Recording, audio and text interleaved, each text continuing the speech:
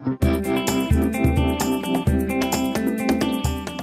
to the Listen Up podcast, where we explore hearing loss, communication, connections, and health.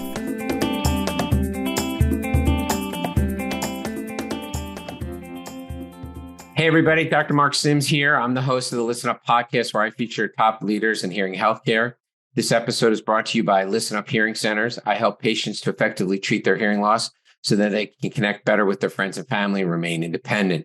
The reason I'm so passionate about hearing loss is because I had a brother, Robbie, who I lost him twice. First to hearing loss from radiation to his brain tumor, and then again when he passed away. I am the E of ENT. I only care for ears. I've performed over 10,000 ear surgeries over my 20-plus year career and taken care of many more with hearing loss. I'm also the founder of Listen Up Hearing Center, and I wrote a book of the same name, Listen Up, A Physician's Guide to Effectively Treating Your Hearing Loss. If you want to learn more about that, go to listenuphearing.com. That's listenuphearing.com. Today, I have a great and very generous guest. It's Dr. Douglas Beck. He's been on before. He has operated in almost every space. He's been a master clinician, an academician. He's worked in industry. He's an educator. He's an advocate. He's really been everywhere in audiology. Right now, he's working in the hearing loss and cognitive space for Cognivue. But we had him on before, but we want to see where he is and give us some updates on hearing loss and cognition. Doug, I want to confess to the listeners, this is version 2.0. We did a great episode yesterday, and one person who would be me did not hit the record button. So we're doing this again. And so he is, I'm doubly appreciative of his time because he's doing this for the second time. So giving me more time. Thank you so much, Doug. You're entirely welcome. And I wouldn't do it for anybody else, Dr. So I appreciate it. Absolutely.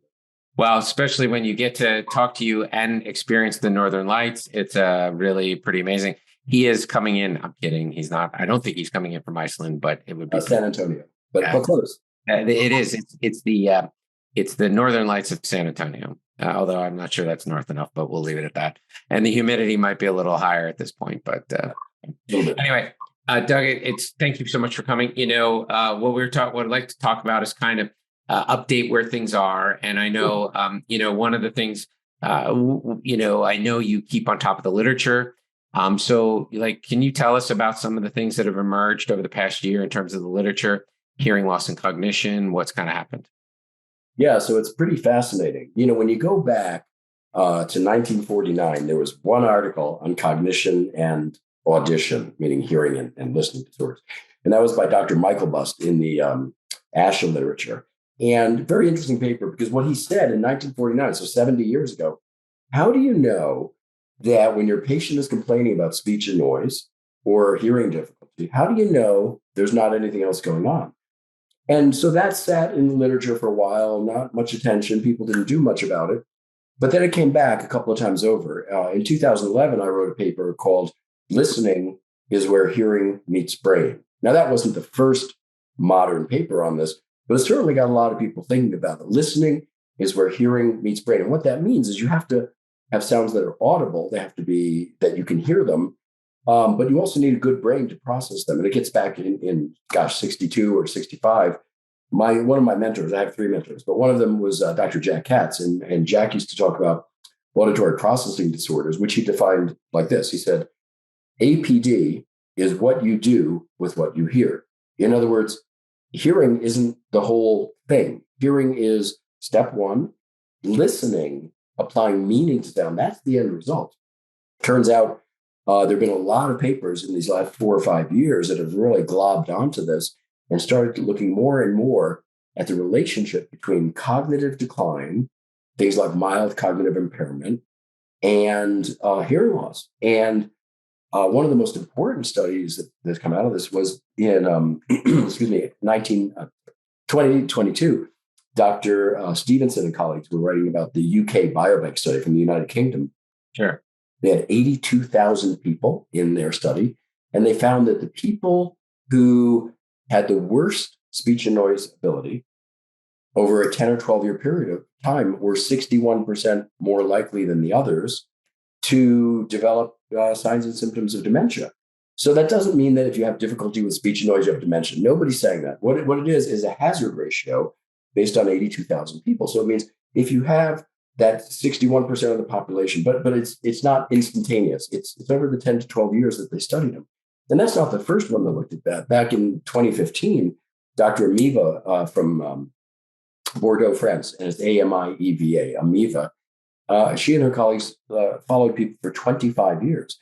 And they used a screening test called the Mini Mental State Exam, MMSE, which is very common. Physicians know all about that when they use it all the time. And the thing is that she found that people who self-admitted they had hearing loss, if they self-admitted they had hearing loss and they treated it with hearing aids, after 25 years, they looked just like people who said they didn't have hearing loss. However, the people who had hearing loss and didn't wear hearing aids, they degraded much more rapidly and much more significantly. So we have a lot of these huge kind of epic studies in the literature, and I think they're coming more and more to the forefront. And I think it's very important. My dear friend, Dr. Patricia Krikos, unfortunately, she died about 5 years ago, 6 years ago. Patty was at the University of Florida at Gainesville. And in 2006, she published a peer-reviewed paper where she said, the thing is, symptoms of hearing loss and symptoms of cognitive decline can be the same. They might be similar. They might overlap. Neither is a silo. In other words, having hearing loss doesn't mean you don't have cognitive decline, and vice versa. And she said, hearing loss, listening disorders, cognitive decline, they can all occur together in isolation, in tandem. And this really, that was 2006. So there's a lot of us who've been really writing and exploring and studying this. And I think that right now we're probably at the point where it's safe to say people who have untreated hearing loss untreated hearing loss exacerbates, makes worse the ability to have cognitive decline. So I feel very comfortable saying that hearing loss exacerbates cognitive decline in many people. Having hearing loss doesn't mean you're going to have cognitive decline, right, but many people do. Well, I mean, there are a couple of things, medically, there's always that person where you say, you need to quit smoking. And then they say, well, my grandfather smoked 2 packs a day till they were 97 years old and it didn't affect them. I mean, it's great. The outliers are, but even with that outlier, you still should quit smoking. And even if it's not going to cause dementia, it's good to treat your hearing loss nonetheless. So I think there's a lot of upside. The other comment I make, it really resonated with me is that, when I try to explain to patients, I'll say stuff like, well, you can detect sound. It doesn't mean you can understand or listen to it. And so the example I give is foreign language, right? If somebody speaks, right, exactly, you're hearing it, but you're actually not able to listen to it because you don't have the cognitive ability or the tracks laid down for you to actually understand.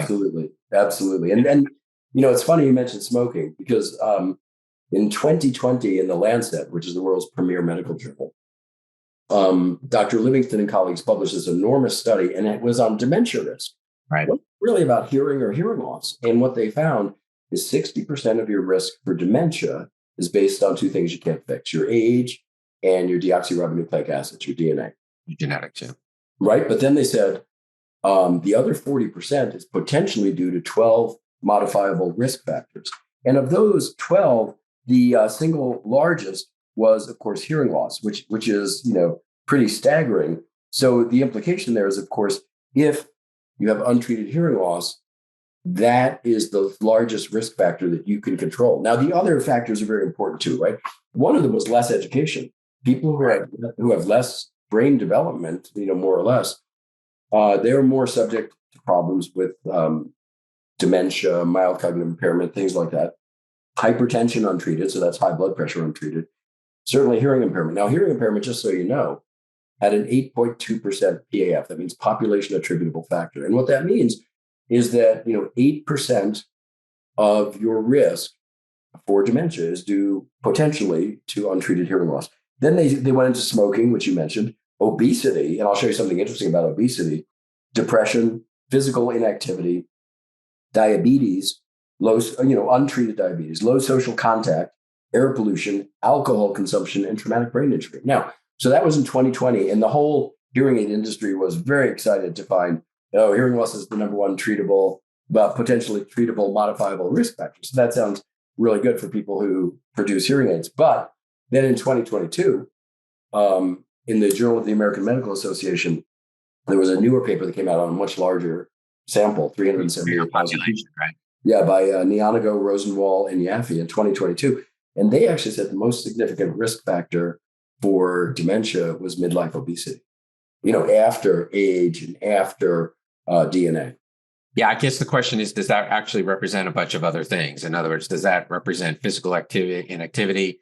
Does that represent social isolation, high blood pressure, diabetes? I mean, it actually could be a marker for 4 or 5 of those modifiable risks, Oh, right?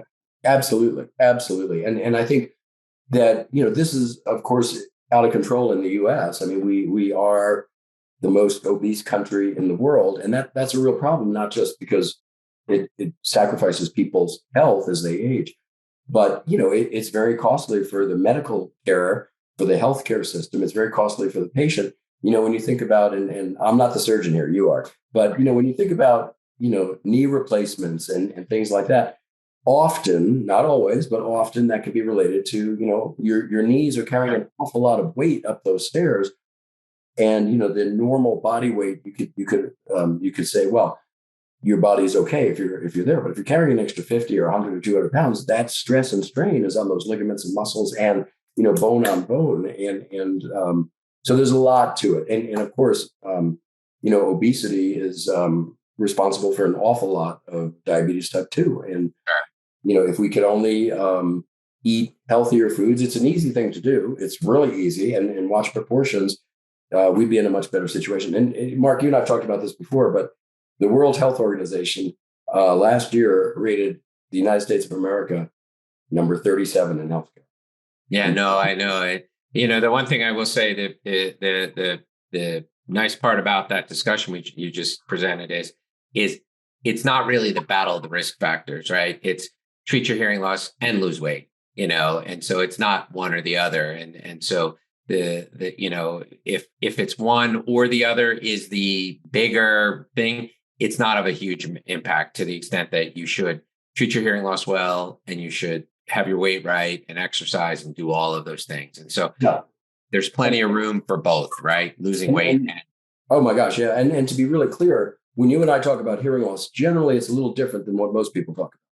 When people think about hearing loss, they think about, the entire gestalt, the whole picture. That's not it. Hearing is just perceiving or detecting sound. Hearing is a low level central nervous system function. It's like touching your skin. Tactile sensations, very very low level. When you hear, that means you're perceiving or detecting. But listening is where we're assigning meaning to sound. Listening is where we're comprehending sound. That means it has to be audible. It has to be heard. But it also, I have to have a brain that can decode that information and make sense of it. And then that gets back to your example about if supposing that the listener to this podcast doesn't speak French, right? And we're at a restaurant in Montreal or in Paris, you can hear just fine, but you can't understand what anybody's saying. That's the difference between a hearing disorder and a listening disorder. Now, the numbers on this are also very impressive. When you think about the USA, you got 335 million people. Right. When you think about how many of them have hearing loss on an audiogram, which is what most of them think, right? You do a hearing test and you have hearing loss there. Well, that's 37 million. So that's a lot. That's a lot. But how many have no hearing loss whatsoever, yet they can't understand speech and noise? They can't understand what was just said to them. They complain of hearing difficulty with normal hearing tests. That's another 26 million.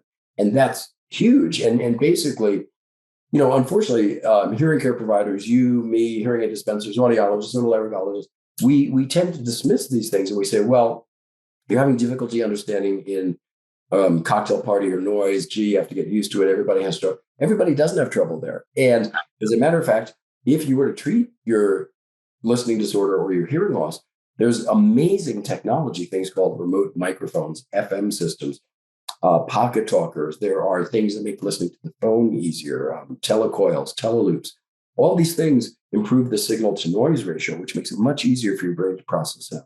So again, the numbers are 37 million people with hearing loss, 26 million no hearing loss, but they complain that they can't understand speech and noise. And generally, we tend to dismiss them in American medicine. We say, well, the good news is your hearing is normal. We haven't solved their problem. And this gets to an even more clinical issue, which is that when somebody complains about speech and noise, the number one go-to in hearing care provision is we test them under headphones, in quiet, and we give them a very, very loud signal. Say the word went. And It's so easy. There's nothing to it. But that doesn't reflect. There's virtually no relationship between your speech in quiet and your speech in noise score. Totally unrelated. No, and that's actually, I mean, that speaks to a lot of different things. I spent a decent amount of time explaining to patients who are further along the hearing spectrum that, the screening audiogram is not a functional test. And so cochlear implantation candidacy, there's some predictive stuff, but ultimately it's functional. I mean, one of the other things I'd share with you is I think there are some things like some of my happiest patients are patients who have had they've like at the bottom part of normal, but they have difficulty in noise and they have high demand lifestyles, right? So they're typically, in the upper echelon of management and have very high listening demands. And those patients tend to be really, really, really happy. It's kind of interesting. Absolutely. I mean, you change the quality of people's lives through these modifications and through these treatments. And it's very important because people don't think of hearing loss as particularly important.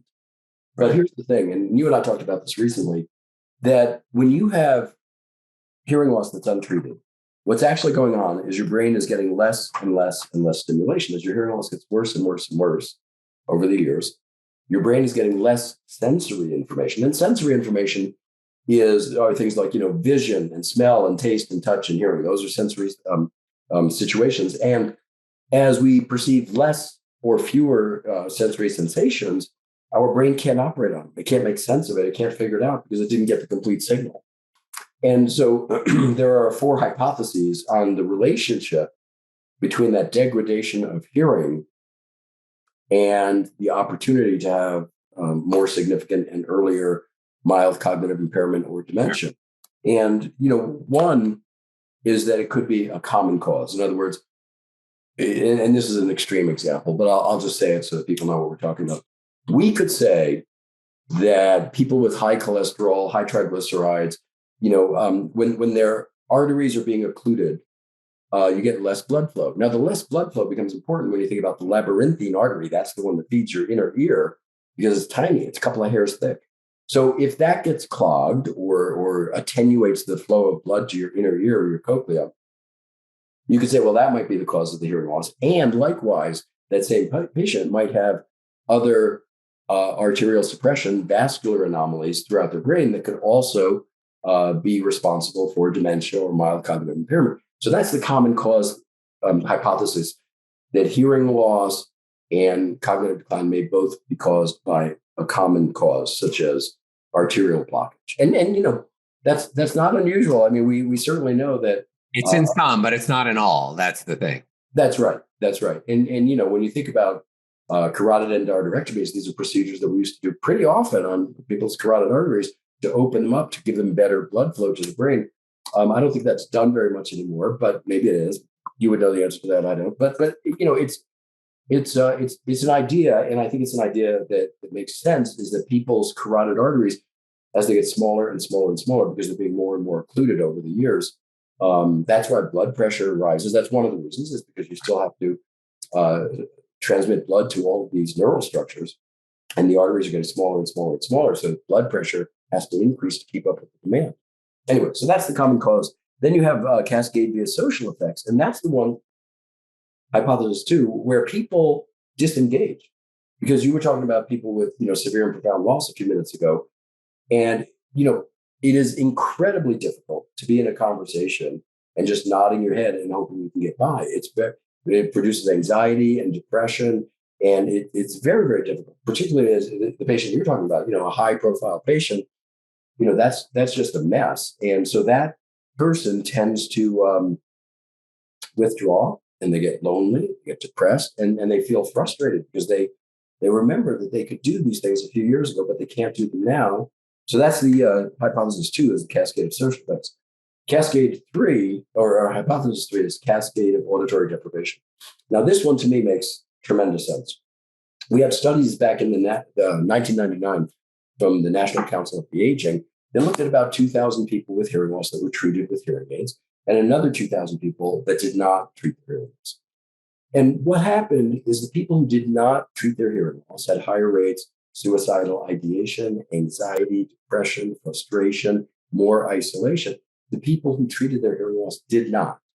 So that we refer to that as auditory deprivation because as the hearing loss is increasing, and as the brain is getting less and less stimulation, the brain has less information to operate on. So it is auditory deprivation. It's deprived of the auditory signal. And the final hypothesis 4 is cognitive load. So that to me is my favorite. I don't know that you can prove this, but your brain can do a couple of things at one time. It can do a lot of things at one time, depending on the situation and who you are and how your brain is working. But when you have more and more hearing loss and you have to put more and more cognitive resources into figuring out what somebody just said, there's less left over to remember. There's less left over to apply meaning to what you're trying so hard to figure out. Yeah, that one makes the most sense to me because the reason I talk about like a computer and there's only so much CPU power. And so you're diverting your CPU power to make up for your hearing loss, which diverts it from other normal thoughts and memories. That's the one to me that kind of I can make the most sense. And it makes the most sense, I think, to patients because a lot of them, as you know, are in denial about their social isolation. Oh, absolutely. Yeah. And there are a lot of studies now. When you look in the literature, if you just go to Google and you put Google Scholar or PubMed and you put in cognition, audition, AUDITION, you pull up thousands of articles. And only 10 or 15 years ago, there were a dozen, maybe 2 dozen. But, this is a really interesting phenomenon now when you have people like Johns Hopkins publishing just January 10th, 2023. They looked at people with severe to profound loss, the folks that you were talking about earlier. Right. And they found that they had if they were untreated, they had a 1/3 greater likelihood of having cognitive decline than the people who were treated. And that was based on, I want to say 2,000 people in that study. So you see this more and more.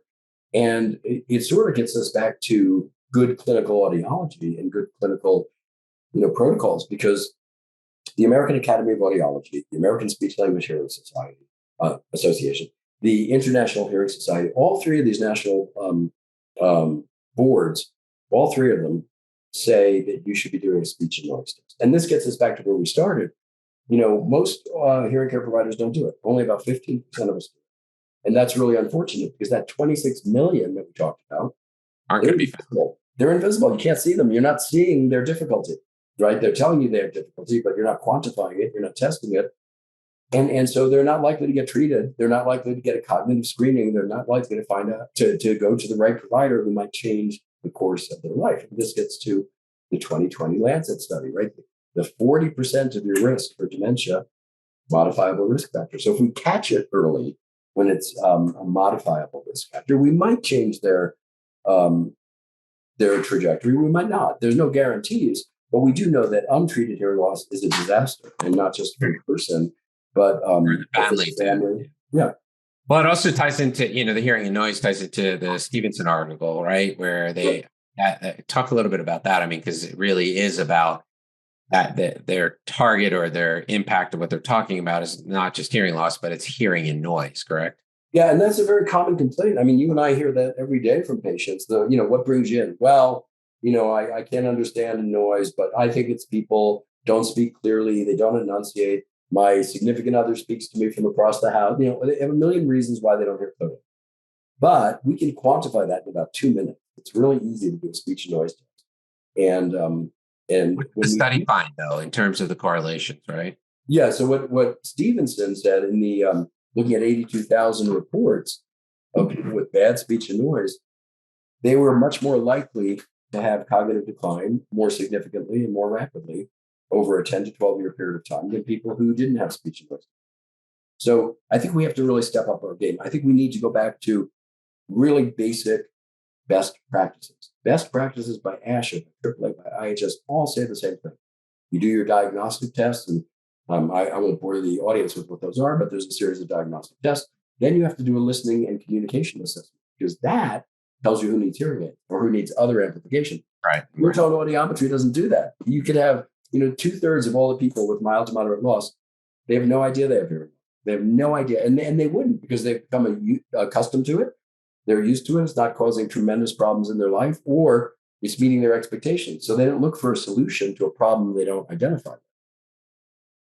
And so speech and noise is absolutely, and for your patients, my patients, most people think that the reason people come to see me is because of hearing loss. And actually the biggest reason that they come to see us is because they can't understand speech and noise. So now we have all these very clever cognitive screeners, which help us to identify, is the patient performing within normative values, or might they be at risk? Because if they're at risk, we got to get them to their GP, to their PCP, to their primary care doctor as soon as possible. Now, across the nation, a lot of GPs and PCPs handle this because there aren't very many neurologists. I think there's 10 or 12,000 neurologists in America, and again, 325 million people. So a lot of the diagnosis of mild cognitive impairment, a lot of the diagnosis of dementia are done by GPs, and that's fine, But that's why I always say, if we're going to test somebody, we should include a cognitive screen, particularly if they're over age 55. I'm not really worried about people in their 20s, 30s, 40s. If they have cognitive issues, they need to see a specialist, a cognitive screening for that group. We have different expectations and different realities in that group. And certainly they could have a cognitive issue. Absolutely they could. It's just not likely. It's probably something else. And in this situation, when we have cognitive screeners that are so fast and so efficient. So, the mini mental state exam, I don't know, it's been out there 30 years or more. The mini cog, which is the clock drawing test and a couple other little things. You have the mini cog, the MMSE. You have the MoCA, which is the Montreal Cognitive Assessment. Now, the funny thing about the MoCA is pretty good, but here's the thing. Supposing that I came in to see you, and supposing you were going to do the MoCA, you would read me these series of questions or statements, and I would respond. But here's the thing that audiologists are very well aware of is that how do you know that they hear it? That they can hear and listen to what you're saying. Right. So yeah, that's true. What I will say is there is a hearing impairment version, but you have to have an audiogram to know which one to do. And so, absolutely. And you also need to be certified. We're certified and do that. But I think having an automated system like Cognivue makes much more sense. It's not as big a lift, and people are already doing a lot of testing and using a lot of time. So you have to do it we have the luxury of a practitioner who can do it, but most and the beautiful thing for the patient, right, is their hearing loss doesn't go into the factor at all. When you're doing a Cognivue Thrive, which is the most typical electronic screening test, it doesn't matter what your hearing loss is. It's all visual and motoric. So, you have to have corrected vision and you have to have good mobility of your hands. But the test is done with shapes and with designs and figures that you're running kind of a joystick. And, it takes 5 minutes and then it spits out a report. Now, the report covers the most important domains. So you have executive function, you have memory, and you have visuospatial relationships. And, that is enough to say, I'm not worried about you, or let's dig a little deeper, because none of these cognitive screeners are diagnostic. None of them. They're screens. By nature of the word, they're exactly. Do you need more workup or don't you need more workup? And that's what the goal. But you've got to figure that out on people in a time effective and efficient manner. And it sounds like this is a great answer to that. Yeah, and it's important that we look at it early, because again, if we can catch it early, because the patient's coming in with signs and symptoms of hearing loss or listening disorders, the best thing I can ever say to a patient is, this looks strictly auditory. I don't see any problems. I'm gonna let you try some hearing aids, or let you try an FM system, or let you try whatever is appropriate for that patient. And I think you're going to do fine. But here's a couple of things. Number one, I don't re-screen patients. When a patient gets a screening, the purpose of that is to find out, are they a candidate for a deeper test, or are they okay? So if you believe in the screening you did, that's your answer. Then re-screening them a month or 2 months later, that's just not realistic, because when you're looking at something like Alzheimer's, it doesn't change that quick.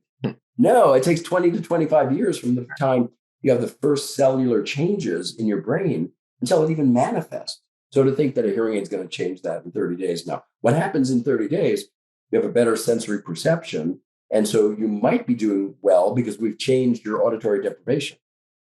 We're giving the brain more information. Yeah, I think if people are doing it, it's a nice indicator that they're doing better, but it really isn't a true assessment. It's just you did better on the screen, or the screen becomes negative, right? Or less positive or something. But it's really the screen that it's binary. Should you be sent on for more, or shouldn't you? And a change in that doesn't, I think if you probably had a cognitive minimal or indications that you needed a cognitive workup before you got your hearing loss treated, you probably should still go get a cognitive workup, because your primary care might find vascular issues, hyperlipidemia, or other things that are addressable. So you would use that as an impetus to do that. That would be my take. And, when you go back historically, right, the average age that people develop mild cognitive impairment is, in their 50s, 60s, 70s. So the JAMA, Journal of the American Medical Association, Neurology said in 2022, when you're age 65 and older in the USA, your chance of having mild cognitive impairment is 22%. That's pretty substantial, 1 out of 5 people. And if you go to the American Alzheimer's Association and you look at your risk for Alzheimer's, by the time you're 85 in the USA, it's 1 out of 3. It's strikingly high. And so these are little easy to do screeners that might change your life over the next 5, 10, 20, 30, 40 years. And they make good sense. Now, for audiologists, the American Speech Language Hearing Association has been saying for since 2018, cognitive screening is within our scope of practice. The American Academy of Audiology just said the exact same thing in April of 23.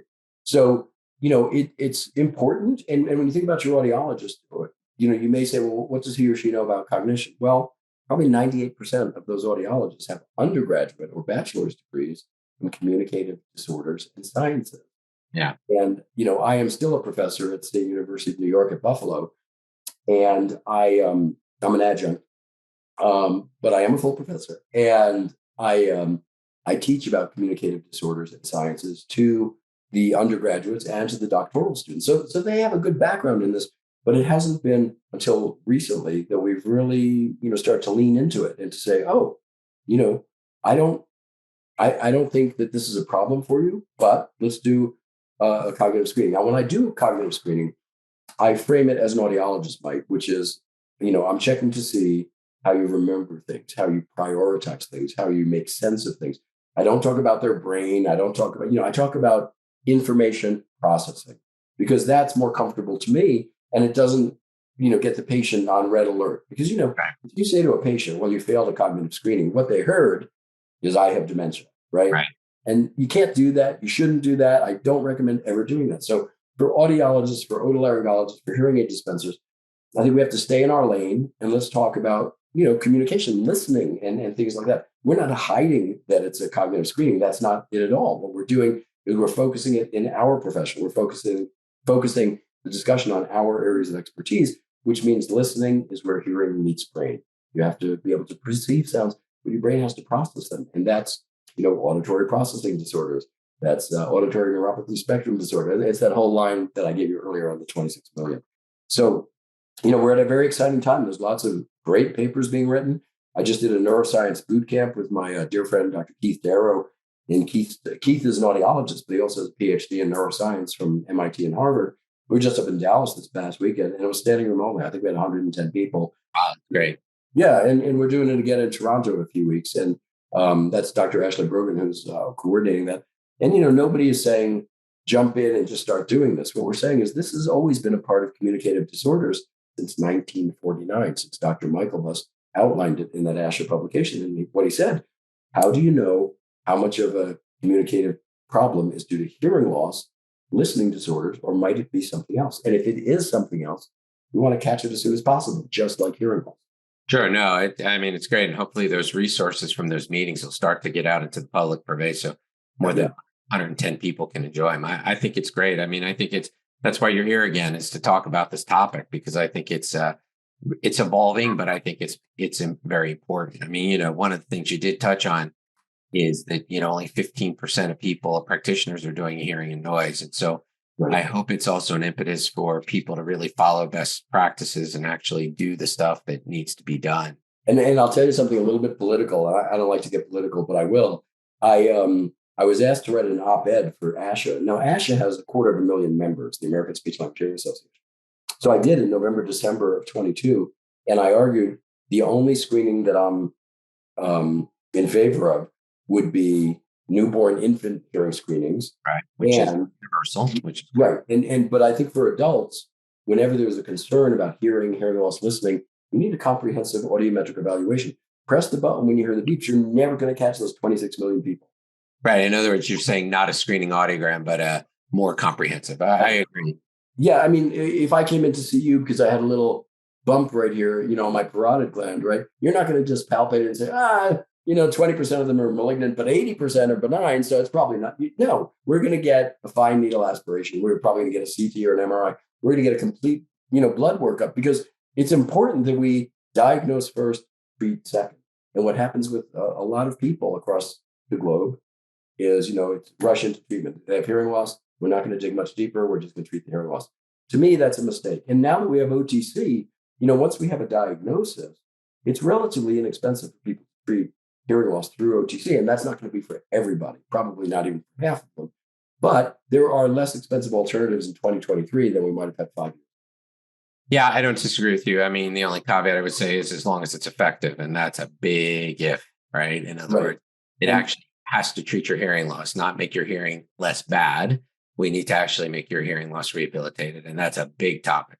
Right. And I'm going to tell you that the number one thing, and you and I've mentioned it 2 or 3 times already, is a speech and noise test. I want the patient to come in unaided, just their ears, and wear their OTC, and we should see their speech and noise score get better.